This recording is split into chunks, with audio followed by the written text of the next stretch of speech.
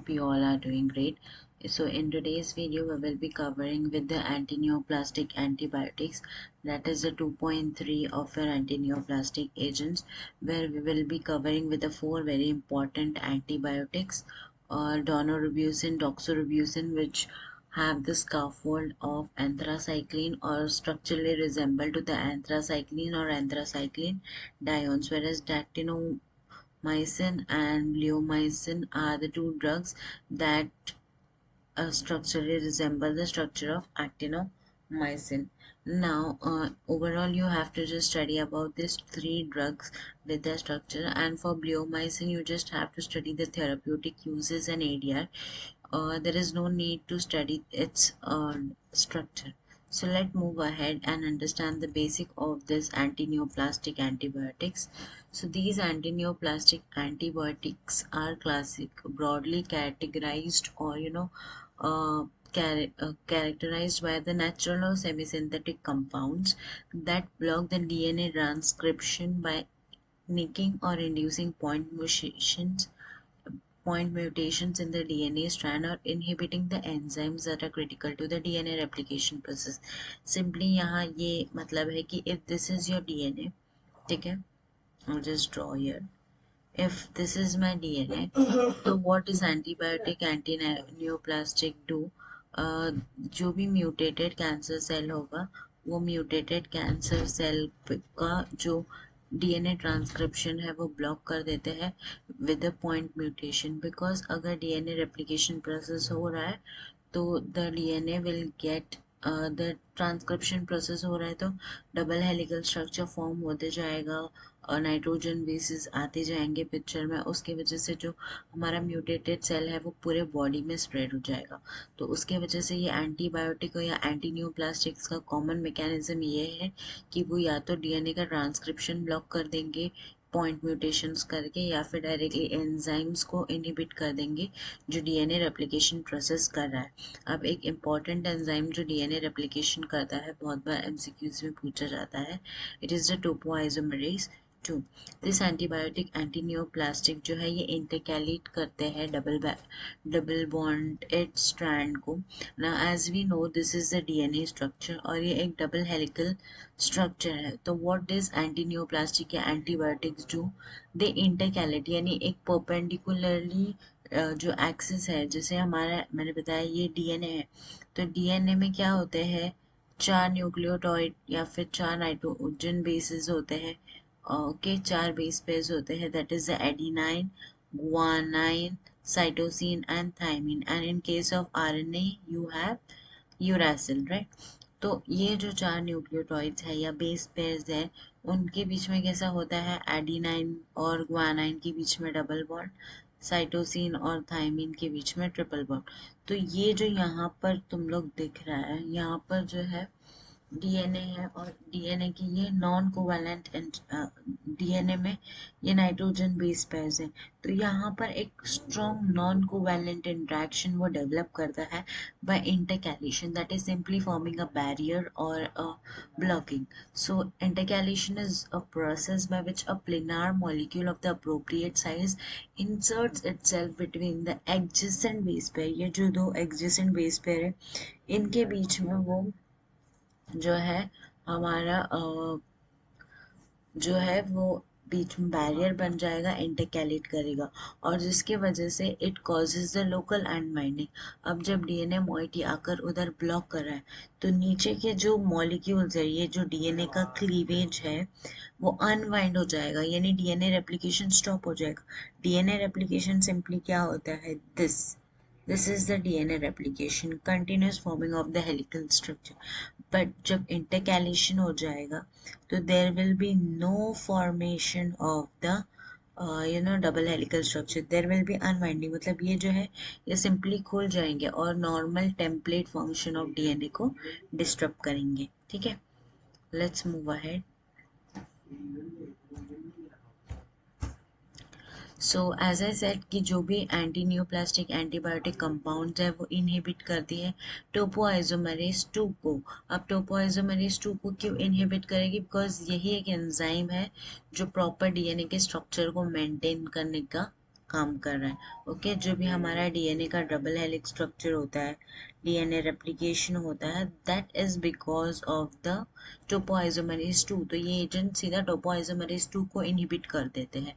ठीक है, जैसे कि मैंने वहां पर थर्ड पॉइंट बोला था, and damage, but it repairs at its own after the damage after replication is complete।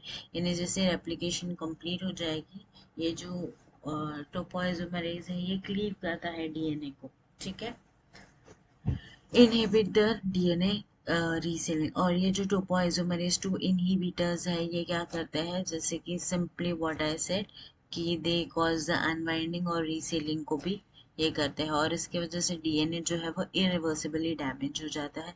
And obviously अगर म्यूटेटेड डीएनए है, कैंसर का डीएनए है, तो we have to damage it, because अगर वो मल्टीप्लाई हो रहा है and it is replicating, so it is again a harm. So ये स्लाइड का ये मतलब है। Next let's move on. Okay, I'm sorry, this is the previous slide. Yes, now we move ahead with the side chains of DNA. This is the basic information that side chain often includes a cationic moiety and may form ionic bonds or an ionic phosphate backbone. Okay, the overall result of these interactions to cause local bend or kink in DNA, resulting in local shape distortion.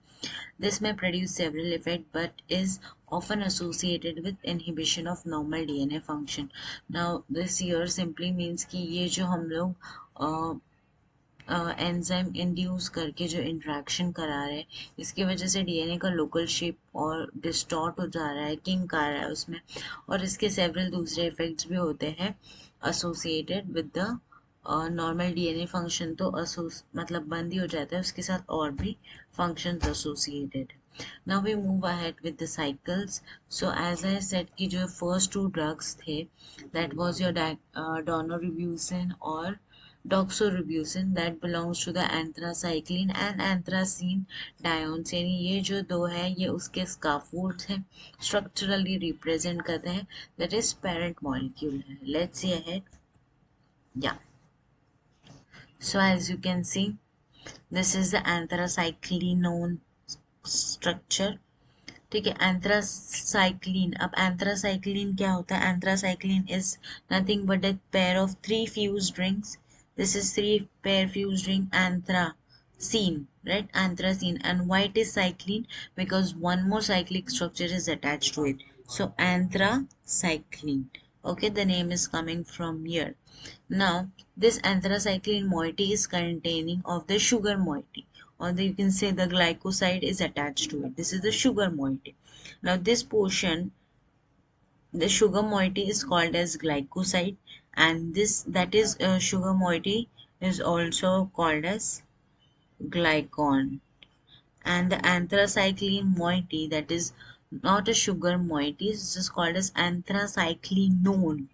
Why known? Because of this ketone group, anthracyclinone or glycol, which is connected or attached to the glycone portion, that is protonated L-donasamine. Now why protonated L-donasamine? Because you can see this is a protonated group present here, and this is levo. Okay, if you study about the stereochemistry, it is levo-donasamine. Okay, so it is stating here that. So the non-sugar part of the glycoside is generally referred as aglycon, and the aglycon moiety is specifically called as anthracyclinone or anthraquinone also। जब double bond वो आ जाता है कोई भी aromatic ring के पास, so it the prefix जो आता है that is suffix जो आता है that is quinone। Okay, let's move ahead. So this is the structure of doxorubicin and daunorubicin। अब अगर पेरेंट स्ट्रक्चर तुम देखोगे तो क्या डिफरेंस है, ये ग्लाइकॉन मोइटी है। Okay, this is a glycone moiety, that is anthracyclinone or anthracycline, right? And this is again the glycoside and this is your anthracite। बस डिफरेंस क्या है? Now if you see in the previous slide, जो ये है 13th position, ठीक है, 13th position पे है तुम्हारा like this. One second, not like this. C double bond O R.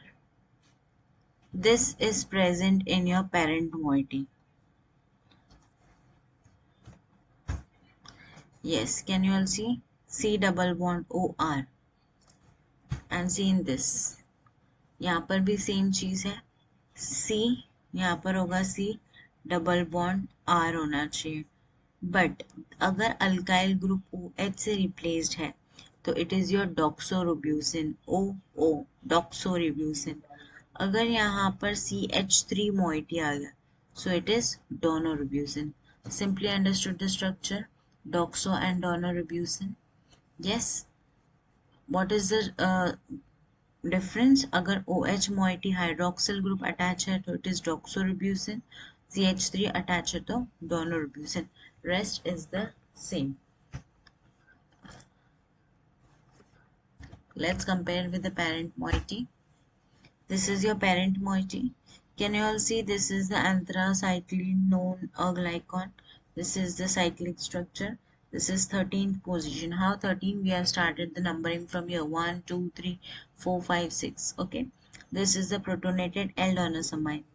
यहाँ पर अगर R जो है ये R, अगर R के जगह CH3 आ रहा है तो वो it is donoribusine. It is donoribusine. और अगर इस R की जगह OH आ रहा है तो it is doxorubicin. I hope the structural clarifications are done. This is a simple way in which you can understand the structure. Now let's see the SAR.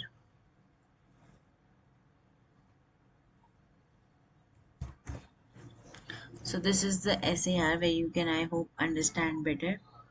R के जगह OH हो सकता है या फिर R के जगह CH3 हो सकता है. Okay.